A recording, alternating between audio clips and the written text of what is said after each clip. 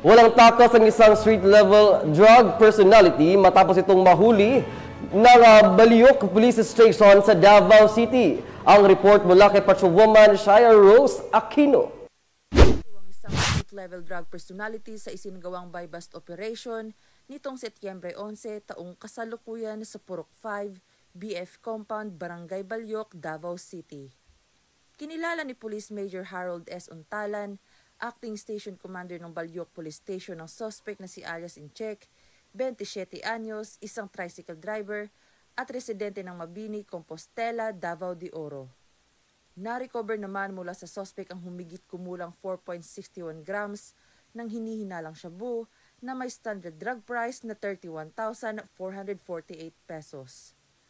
Ang suspect ay nasa kustodiya na ng Baliok Police Station upang dumaan sa tamang disposisyon at mahaharap sa kasong paglabag sa Republic Act 9165 o Comprehensive Dangerous Drugs Act of 2002.